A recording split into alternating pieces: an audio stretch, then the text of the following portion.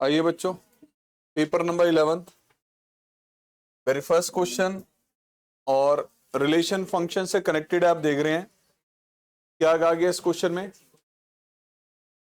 Sir set ए दिया गया जिसमें 3 एलिमेंट्स है 1, 2, 3 एंड द रिलेशन के अंदर आपको पेयर दिए गए हैं।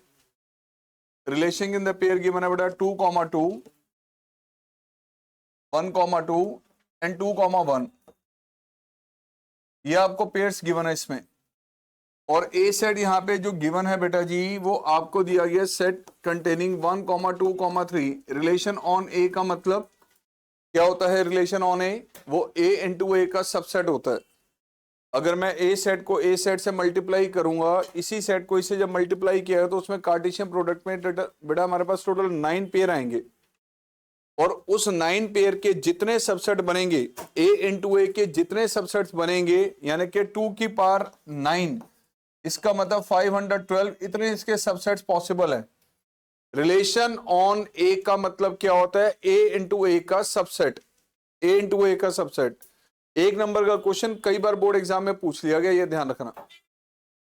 तो सर ए सेट आपको ये दिया गया है, रिलेशन के अंदर ऑर्डर्ड पेयर ये दिए गए हैं। कह रहा है कि रिफ्लेक्सिव होगा अगर आप 1, 1 ऐड कर देंगे। बेटा जी रिफ्लेक्सिव के लिए क्या जरूरी है? इसमें 1, 1, 2, 2 और 3, 3 तीनों पेयर होने चाहिए। इसमें 2, 2 तो है, अगर हम 1, 1 ऐड करेंगे तो क्या रिफ्लेक्सिव बनेगा? सर नहीं बनेगा ये।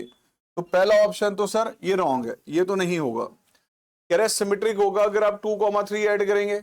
अगर इसमें हम 2, 3 ऐड कर दें, फॉर एग्जांपल मैंने इसमें 2, 3 ऐड कर दिया तो x, y अगर रिलेशन में है तो क्या y, x भी मिल रहा है? अगर 2, 3 इसमें है तो क्या 3, 2 नजर आ रहा है आपको कहीं? तो सर ये ऑप्शन भी आपके पास रॉन्ग हो गया प्यारे बच्चों, यानी ये भी नहीं पॉसिबल। अगला केस है कि सर ट्रांजिटिव होगा अगर 1, 1 ऐड कर दें। सर अगर हम 1, 1 ऐड कर दें तो ट्रांजिटिव होगा या नहीं, इसको चेक कर लो बेटा। सर ट्रांजिटिव की डेफिनेशन क्या थी कि अगर x, y रिलेशन में है, y, z सर रिलेशन में है, तो ऐसे केस में सर x, z की प्रेजेंस जरूरी है, ये भी रिलेशन में होना चाहिए, राइट। अगर मैं इसको x, y मानूं, y, z ये बन जाता है, तो सर x, z का कॉम्बिनेशन होगा 1, 2 ऑलरेडी है। अगर मैं इसको x, y मान लूं तो y है 2, ये आ गया बेटा y, z, x, y, z, तो x, z है 1, 1 सर वो भी है। और अगर मैं इसको x, y मान लूं तो y, z ये बनता है x, y, z, तो x, z 2, 2 ये भी है। तो सर ये वाला ऑप्शन आपके पास करेक्ट जा रहा है, मींस आपका C option is correct. Transitive होगा अगर आप इसमें 1, 1 ऐड कर देंगे तो, ठीक है। अगले पे जाने की मैं जरूरत नहीं, वैसे कह रहे 3, 2 ऐड करेंगे तो सिमेट्रिक होगा। सर वो तो नहीं होगा, मैं देख के भी पता चल रहा है। अगला क्वेश्चन देखिए बेटा, इस मैट्रिक्स आपको गिवन है सर, इसमें एलिमेंट्स हैं आपके सर 0, 1, 3, 5, 1 एंड 2। प्यारे बच्चों बी एक मैट्रिक्स आपको दी गई है 1, 2, 3, 1, 4 एंड 0, और ये भी कहा गया सर बी और ए को मल्टीप्लाई करने पे जो मैट्रिक्स बन रही है उसको इससे डिनोट किया गया। प्यारे बच्चों बी इंटू में ए जो मैट्रिक्स है उसको BIJ से डिनोट किया गया। देन सर आपने वैल्यू निकालनी है B2 1 और B3 1 का सम। सर ये कैलकुलेट करना है आपने, तो इन दो एलिमेंट्स की वैल्यू कैलकुलेट करनी है, इनको ऐड कर देना है। तो B इंटू ए सर जो भी निकलेगा, बी और ए को मल्टीप्लाई करने के बाद ये मैट्रिक्स बनी है ना, तो पहले बी और ए को मल्टीप्लाई करना पड़ेगा आपको। तो सर B इंटू ए, प्यारे बच्चों बी मैट्रिक्स है आपकी 1, 2, 3, 1, 4 एंड 0, एंड ए मैट्रिक्स आपके पास है सर 0, 1, 3, 5, 1 एंड 2। कह रहा है बी और ए को मल्टीप्लाई करने के बाद जो मैट्रिक्स बन रही है उसको इससे डिनोट किया गया। तो ये बी मैट्रिक्स है, ये ए मैट्रिक्स है, मल्टीप्लाई करने के बाद जो न्यू मैट्रिक्स बनेगी उसको इससे डिफाइन किया गया, उसके इन दो एलिमेंट्स का सम बताना है। तो मुझे पूरा मल्टीप्लाई करने की जरूरत नहीं है, ये भी ध्यान रखना, पूरा मल्टीप्लाई करने की जरूरत नहीं है। वहां पे आ जाओ जरा। सर B2 1 का मतलब यह कि एक ऐसा एलिमेंट जो सेकंड रो और फर्स्ट कॉलम में है, तो यहां से लेनी है सेकंड रो और यहां से लेना है फर्स्ट कॉलम, मल्टीप्लाई करोगे तो इस एलिमेंट की वैल्यू मिल जाएगी। ध्यान रखना सेकंड रो और फर्स्ट कॉलम। तो प्यारे बच्चों यहां से सेकंड रो ली 3 और 1, यहां से फर्स्ट कॉलम लिया, तो इसको जब मैं इससे मल्टीप्लाई करूंगा तो मुझे B21 की वैल्यू डायरेक्ट मिलेगी। तो दिस इंटू दिस करेंगे तो 3 इंटू में 0 0 एंड ये आ गया 5। तो सर इस एलिमेंट की वैल्यू आ रही है 0 + 5। ऐसे ही नेक्स्ट एलिमेंट जो आपके पास आ रहा है वो B31 है। B31 के लिए प्यारे बच्चों ये थर्ड रो और फर्स्ट कॉलम को यूज करना है। दिस इंटू में दिस किया तो सर ये 0 प्लस में 0, वैल्यू क्या आ रही है प्यारे बच्चों 5। तो इन दोनों का सम आ रहा है सर 5। कौन सा ऑप्शन करेक्ट हो गया सर? B option. किसी बच्चे को इसमें कोई डाउट हो तो एक काम करना, पूरा मल्टीप्लाई कर लो और उसके बाद एलिमेंट्स का सम करके दिखा दो, ठीक है? आइए बेटा जी नेक्स्ट। हम्म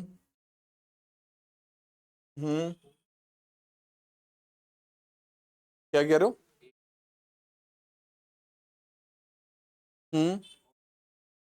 यार इस क्वेश्चन में जो लिखा पहले उसकी बात करो, अगला तो आप मेरे से जो मर्जी पूछते रहो, इसमें कोई डाउट हो तो पहले बताओ। हाँ तो फिर इस क्वेश्चन में थोड़ी हुआ आपको अलग से कुछ पूछना, जो मर्जी पूछना, ठीक है ना? क्लास ओवर हो मेरे से पूछ लो, ये जो डाउट है नोट कर लो, पूछ रहे मेरे से, मना थोड़ी कर रहा हूं। ये बेटा मैट्रिक्स ए गिवन है, then A inverse does not exist. ये बताइए बेटा ए इनवर्स कब एग्जिस्ट नहीं करेगा? ए इनवर्स किसके इक्वल होता है? एडजॉइंट ऑफ ए अपॉन में डिटर्मिनेंट है, राइट? ये वैल्यू एग्जिस्ट कब नहीं करेगी? जब डिनोमिनेटर की वैल्यू 0 होगी। तो सर डिनोमिनेटर डिटर्मिनेंट ए 0 होगा तो वैल्यू एग्जिस्ट नहीं करेगी ए इनवर्स की। तो डिटर्मिनेंट ए का मतलब सर ये आ गया 2 लैम्डा -3 0 2 एंड 5। सर 1 1 और 3। प्यारे बच्चों इसको एक्सपेंड किया, इससे 6 -5 1, सर -5 एंड -3 एंड -2। तो आगे बेटा 2 + 5 लैम्डा प्लस में 6, लैम्डा की वैल्यू क्या आ गई यहां से -8/5। कौन सा ऑप्शन हो गया? बी ऑप्शन, ठीक है? ए इनवर्स कब पॉसिबल नहीं होगा? जब डिटरमिनेंट की वैल्यू लैम्डा की वैल्यू हमारे पास क्या होगी -8/5। The domain of the function, प्यारे बच्चों इस फंक्शन की डोमेन कैलकुलेट करनी है। सर इसकी डोमेन भाई आपको दिया गया साइन इनवर्स। साइन इनवर्स की डोमेन के लिए क्या जरूरी होता है? सर ये जो वैल्यू आपके पास है किन लिमिट्स में होनी चाहिए? -1 to 1। तो सर 1 - x² की वैल्यू -1 से 1 के बिटवीन लाई करनी चाहिए, ध्यान रखना। अब यहां से x की वैल्यू नोटिस कर लो क्या आ रही है बेटा? 1 लेस किया सब में, -2 -x², -1 से मल्टीप्लाई किया, -1 से मल्टीप्लाई किया तो ये आ गया बेटा, मीन्स x² की वैल्यू सर किससे लेस देन होनी चाहिए? 2 से लेस देन। सर आप सबको ये पता ही है पहले से कि x² की वैल्यू सर अगर a² से लेस देन हो तो x की जो वैल्यू है वो -a से a के बिटवीन होती है, ध्यान रखना। सो अगर x² की वैल्यू किससे लेस देन है सर? √2 के स्क्वायर से। तो प्यारे बच्चों x की वैल्यू कहां से कहां तक होगी? -√2 से लेके √2 तक। ये आ गई डोमेन। कौन सा ऑप्शन करेक्ट हो गया? C option is correct.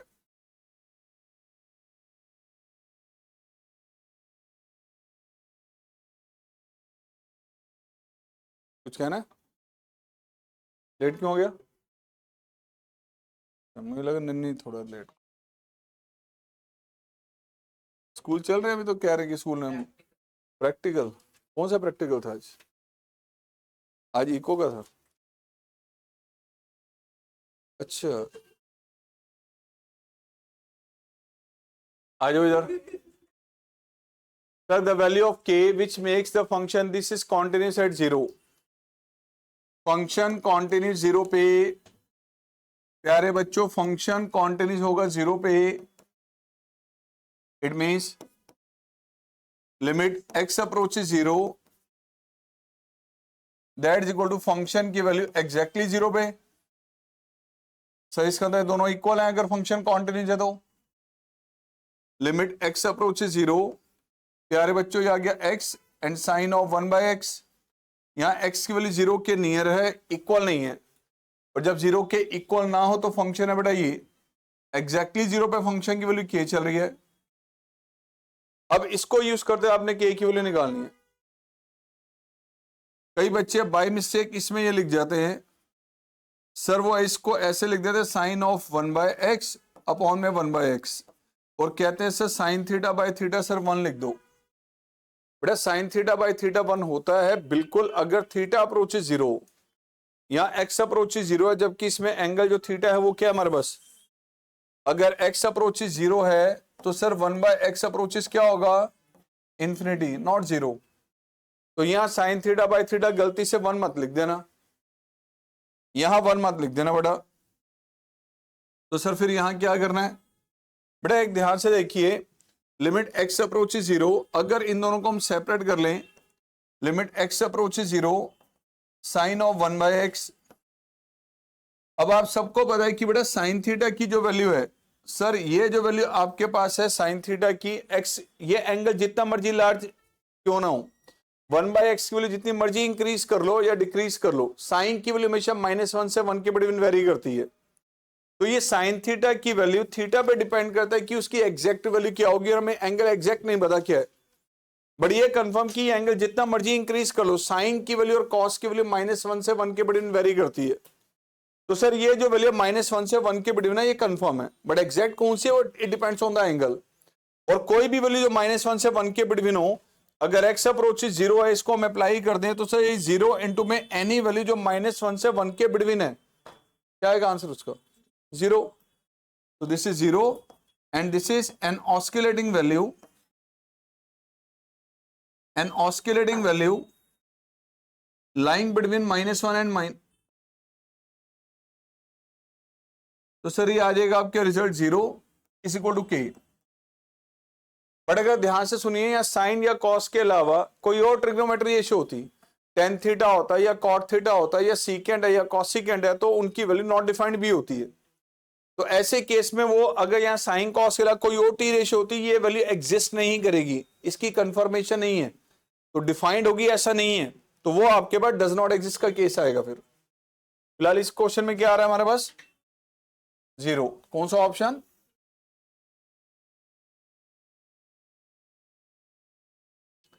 अगला केस आ जाओ। मॉडुलस फंक्शन से रिलेटेड पहले आपको मैसेज दे चुका हूं सर, मॉडुलस फंक्शन आपके पास कोई भी हो, सर मॉडुलस फंक्शन के बारे में आपको पहले मैसेज दिया कि मॉड ऑफ x माइनस ए ये हर जगह कॉन्टिन्यूस होता है, एवरीवेयर, एवरीवेयर कॉन्टिन्यूस। डिफरेंशिएबल भी ये हर जगह होता है, सिर्फ एक पॉइंट पे डिफरेंशिएबल नहीं होता, जो इसकी क्रिटिकल वैल्यू होती है, जिस वैल्यू पे मॉड के अंदर का फैक्टर 0 बनेगा वहां पे ये डिफरेंशिएबल नहीं होता। अब ये फंक्शन से कनेक्टेड ये दे दिया गया सर, आपको फंक्शन दे दिया गया आपको, सर फंक्शन आपको दे दिया गया मॉड ऑफ cos x।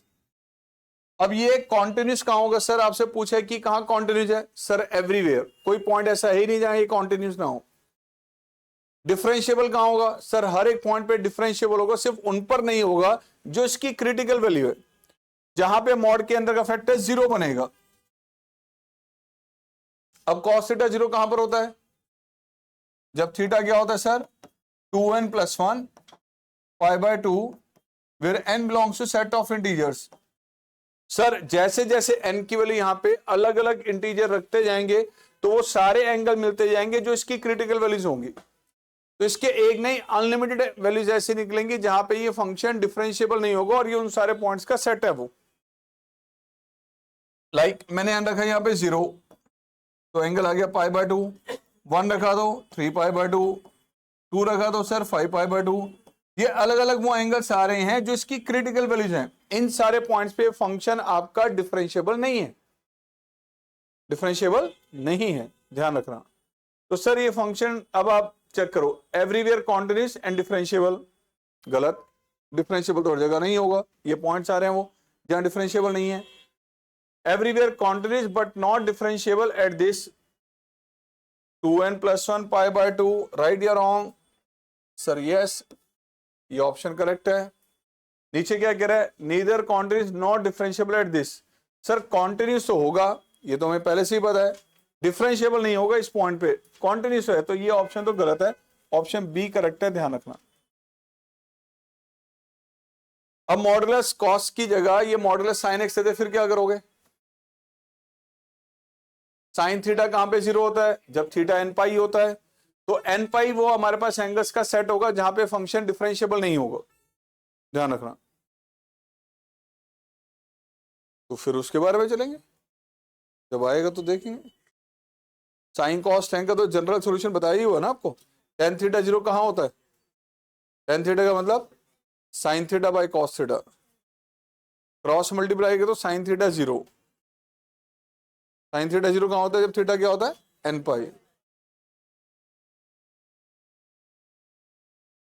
कुछ इस तरह का क्वेश्चन आने का चांस है, ध्यान रखना, इस तरह का question.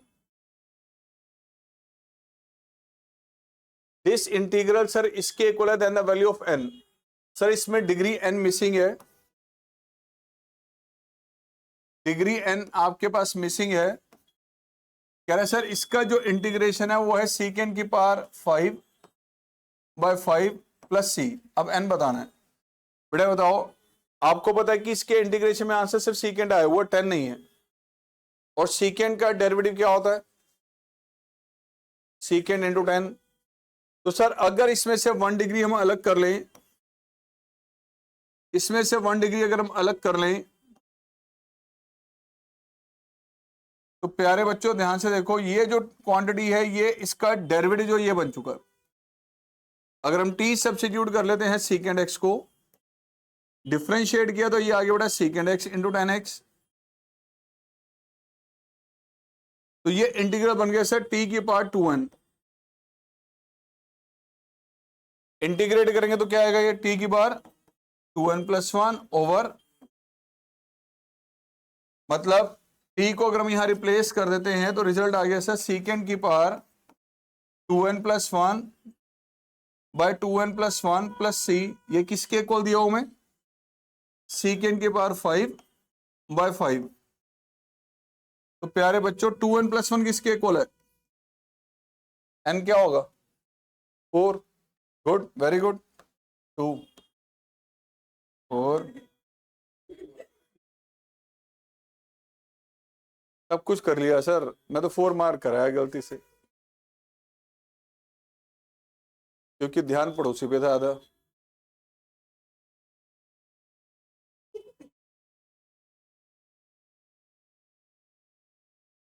A B cross A C, लो जी नोट करो, करो note.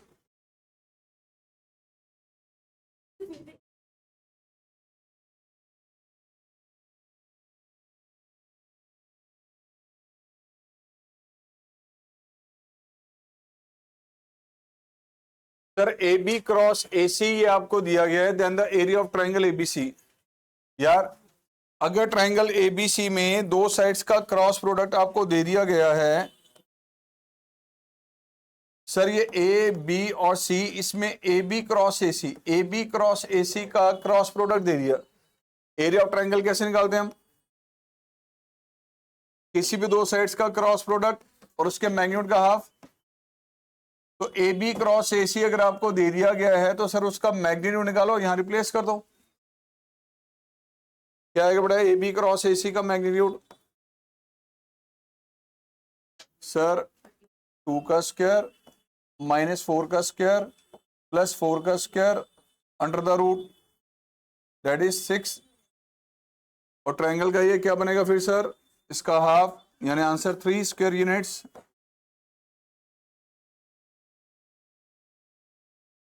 Three square unit, option A is correct.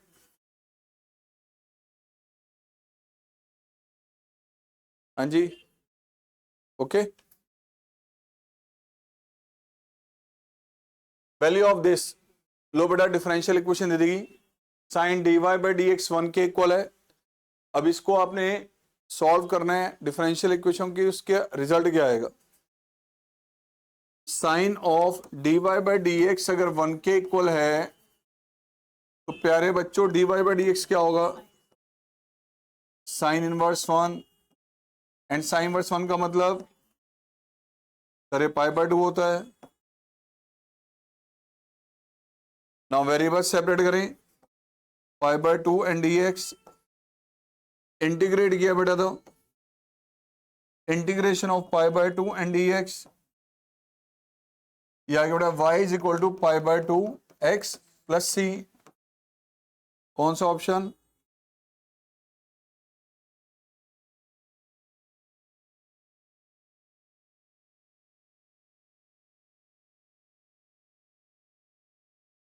चलो इससे आगे।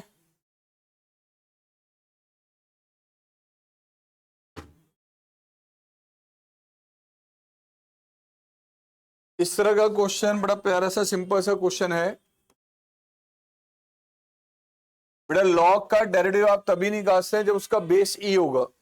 अगर बेस ई नहीं गिवन तो सर हमें यहां पे ध्यान रखना ये यूज करना होता है log of A to the base B, base shifting property जिसको कहा जाता है log A by log B. Sir इसको यूज करना है। अब इसका डेरिवेटिव कैलकुलेट करने के लिए सर हमने क्या किया, इस प्रॉपर्टी को यूज किया log A by log B, and sir y अगर आपके पास ये है log 5 कांस्टेंट, इसको बाहर ले लें, इनटू में 1 बाय log x, इसका डेरिवेटिव लेना है। डिफरेंशिएट किया तो कांस्टेंट वैल्यू अगर मल्टीपल में हो तो कांस्टेंट सेम रहेगा, सर कांस्टेंट सेम रहेगा। 1 बाय x का डेरिवेटिव माइनस 1 बाय x का स्क्वायर, चेन रूल के अकॉर्डिंग log x का डेरिवेटिव। कौन सा ऑप्शन है, डी पार्ट।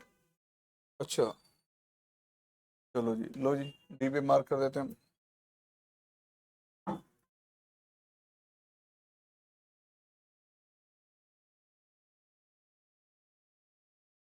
ला ला ला ला ला।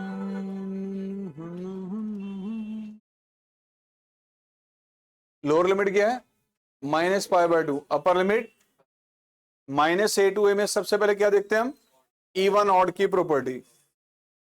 तो सर यहां अगर आप नोटिस करें तो फंक्शन आपको दिया गया है sir 1 upon sine cube plus sine x. Sir x को रिप्लेस करें माइनस एक्स से, इवन ऑड को चेक करने के लिए x को माइनस एक्स से रिप्लेस किया आपने। सर x को माइनस एक्स से रिप्लेस किया, sine of minus theta minus sine theta होता है, this is minus sine X. तो प्यारे बच्चों नेगेटिव पूरे में से कॉमन आ रहा है, देख लो 1 upon sine cube plus sine X, यानी एफ ऑफ माइनस एक्स किसके इक्वल, फंक्शन ऑड है, तो आंसर क्या होगा बेटा 0। लो बेटा जी B option correct, function is odd.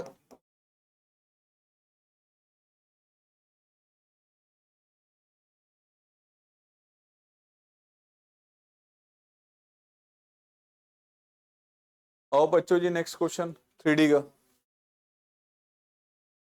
Note करना है, हाँ कर, चारा दून आ रही है, बैठ के देख लो इसको।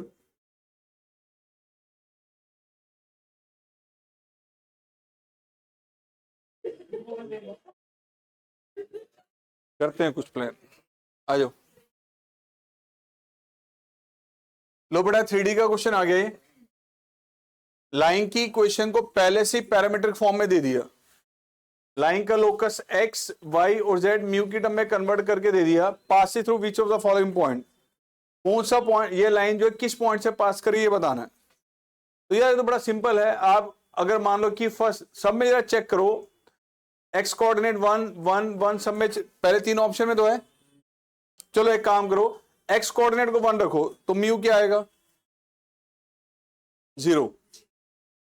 अगर x कोऑर्डिनेट की वैल्यू जो है 1 + 5 म्यू है, मान लो ऑप्शन ए बी या सी में से कोई अगर एक ऑप्शन है ये, तो x कोऑर्डिनेट की वैल्यू सर ये 1 होनी जरूरी है। तो 5 म्यू किसके इक्वल हो गया 0, म्यू की वैल्यू क्या आ गई। चलो म्यू 0 रख के देखो क्या बाकी कोऑर्डिनेट में कहीं मैच कर रहे हैं, म्यू को 0 रखें तो क्या आएगा -5, यहां रखा तो -6, -5 और -6 इस ऑप्शन में आ रहे हैं, तो option C is correct. Option C is correct. ठीक है,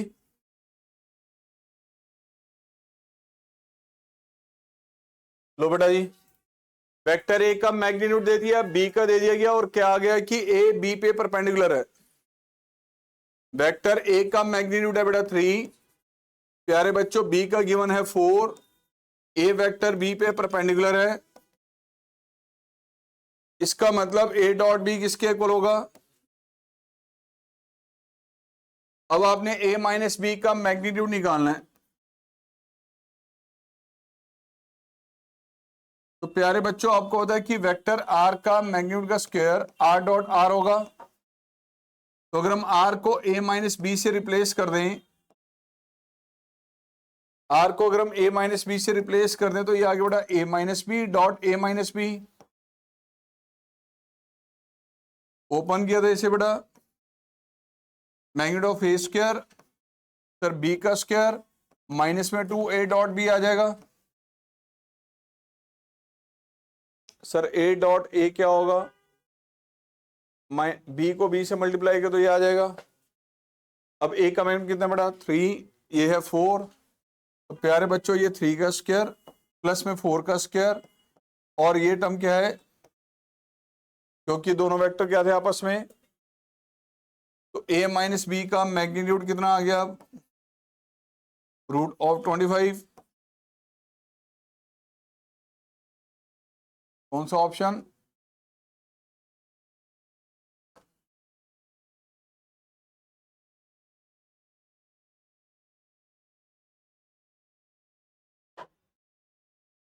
आ जाओ जी नेक्स्ट।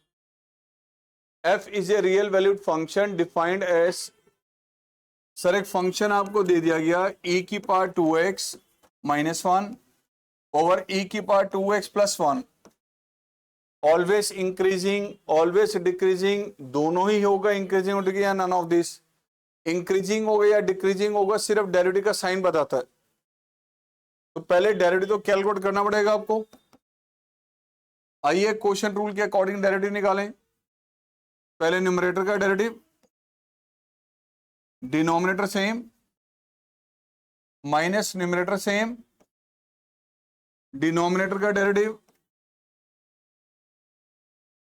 डिनोमिनेटर का, सो बेटा कॉमन आ रहा है इसमें से 2e की पावर 2x, ये आ गया e की पावर 2x + 1 माइनस e की power 2x + 1,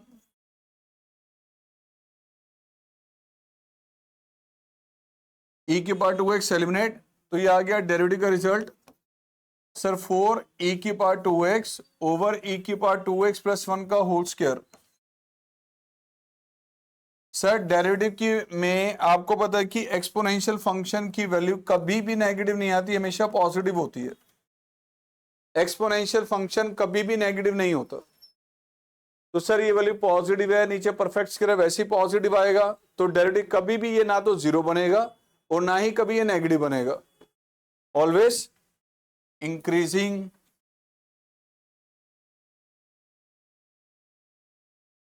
exponential function sir e की पावर x हो या a की पावर x हो, और अगर a यहां पॉजिटिव है तो इस फंक्शन की वैल्यू कभी भी नेगेटिव नहीं आती, ध्यान रखना, ऑलवेज पॉजिटिव आती है।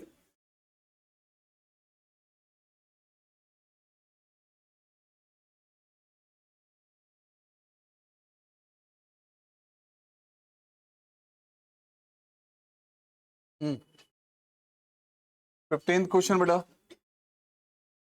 ए सेट और बी सेट दिया गया, which subset of A into B is not a function from A to B. Sir इन दोनों में से कौन सा हमारे पास जो है ये सबसेट, देखो ए सेट आपको दिया गया 1, 2, 3, बी सेट गिवन है 4, 5, ये जितने भी दिए गए ए इनटू बी के सबसेट हैं, इनमें से पूछा कौन सा फंक्शन नहीं होगा फ्रॉम ए टू बी। अब फंक्शन की डेफिनेशन क्या होती है कि every element of this set has a single image in this set, इस सेट के हर एलिमेंट की बी सेट में सिंगल इमेज होनी चाहिए। सर जो ऑर्डर्ड पेयर में पहला एलिमेंट होता है ये प्री इमेज होता है, अगला इमेज होता है, ध्यान से देखिए सर, इसमें 3 एलिमेंट है, एक तो तीनों की इमेजेस होनी जरूरी है, 1 की भी इमेज होनी चाहिए, 2 की भी और 3 की भी, और एक एलिमेंट की एक ही इमेज होनी चाहिए। तो यहां देखें, ये 1 है, ये 2 है, ये 3 है, 3 अलग अलग एलिमेंट है, इमेज सबकी एक एक ही आ रही है, कोई भी एलिमेंट इसमें 1 2 3 रिपीट नहीं हो रहा। यहां पर आ जाए तो सर ये 1 की इमेज 4, 2 की इमेज 5, 3 की इमेज 5। सर तीनों एलिमेंट्स की इमेजेस हैं और एक एक इमेज है। यहां पर अगर हम नोटिस करें तो सर सी सेट के अंदर ना 4 पेयर मिल रहे हैं हमें। सर 1 यहां पे दे दिया, यहां 2, यहां 3 और यहां 2। ध्यान से कि 2 की इमेज 4 भी है और 2 की इमेज 5 भी है। 2 की कितनी इमेजेस बता रखी है हमें? 2 इमेजेस दे दी गई। अब 2 जो आपके पास है, अगर उसकी एक से ज्यादा इमेज है तो वो सर फंक्शन की डेफिनेशन में नहीं आएगा। उसने ये पूछा which subset of A to B is not a function, कौन सा फंक्शन नहीं है? सर ये सी जो है ये ऑप्शन में नहीं आएगा, ये फंक्शन नहीं है। अगर मान लो इसके साथ साथ फॉर एग्जांपल जो डी ऑप्शन दिया गया, डी के अंदर कितने पेयर दिए गए? 1 5 2 5 3 5, मैंने इसमें से भी एक पेयर हटा दिया, ये नहीं है सपोज, तो सर इसमें 1,5 2,5 दे दिया, तो सर ये भी फंक्शन नहीं होगा, फिर ये भी फंक्शन नहीं होगा, क्योंकि every element of set A, set ए के हर एलिमेंट की बी में इमेज होनी चाहिए। 1 की इमेज है, 2 की इमेज है, 3 की इमेज है ही नहीं, तो ये भी फंक्शन नहीं होगा। तो दोनों में से कोई भी सिचुएशन दे सकता है, क्वेश्चंस के अंदर ध्यान रखना है, ठीक है।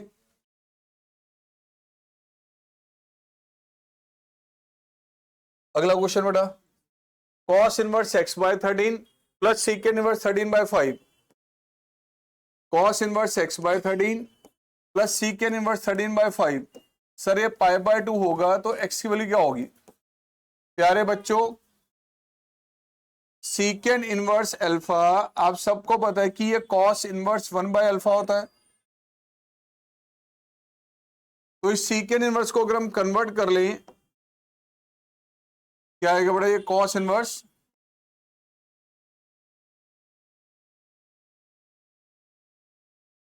राइट।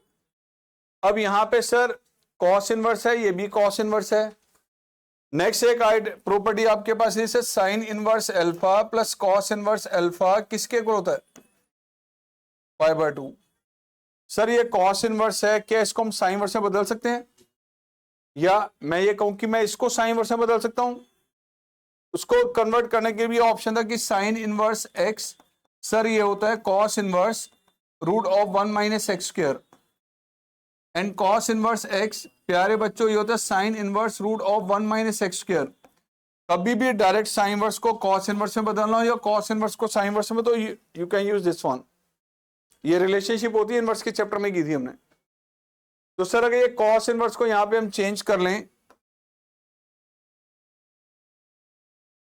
ये cos इनवर्स 5 बाय 13 को अगर मैं चेंज कर लिया sine inverse root of 1 minus X square, प्यारे बच्चों cos inverse x by 13 plus में साइन इनवर्स कितना आ गया? किसके इक्वल है? तो आपको sine inverse plus cos inverse pi by 2 तभी होगा जब ये वैल्यू एग्जैक्टली इसके इक्वल होगी। तो x क्या होना चाहिए? 12। ऑप्शन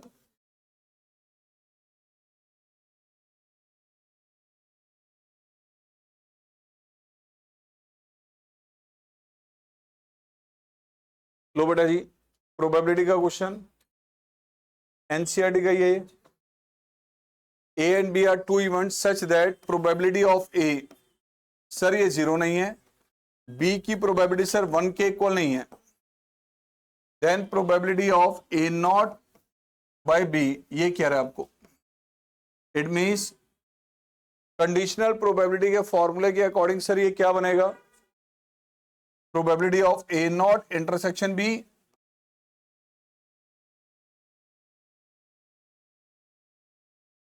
एंड सर ये बता रहा है कि ए अकर नहीं करना चाहिए, बी अकर करना चाहिए।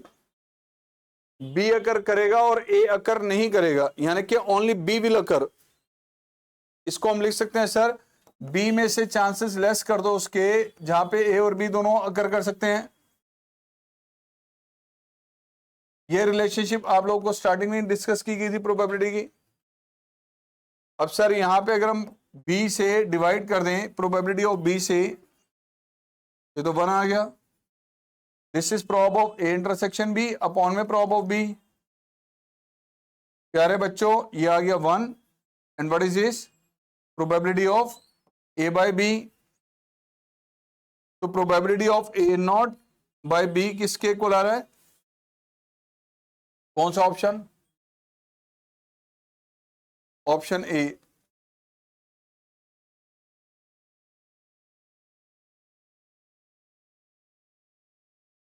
इसमें इंपॉर्टेंट पॉइंट सिर्फ यही था, ध्यान रखना कि sir probability of A intersection B not, ये होता है बेटा probability of A minus probability of A intersection B.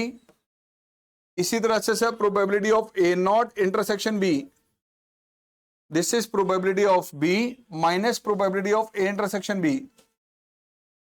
ये इसका इंपॉर्टेंट पॉइंट है, ध्यान रखना बेटा। ये इसको किसी भी वैरायटी ऑफ इवेंट्स में लगा सकते हो, इंडिपेंडेंट इवेंट है, डिपेंडेंट है, म्यूचुअली नॉन म्यूचुअली, सब में ये एप्लीकेबल होता है, ध्यान रखना।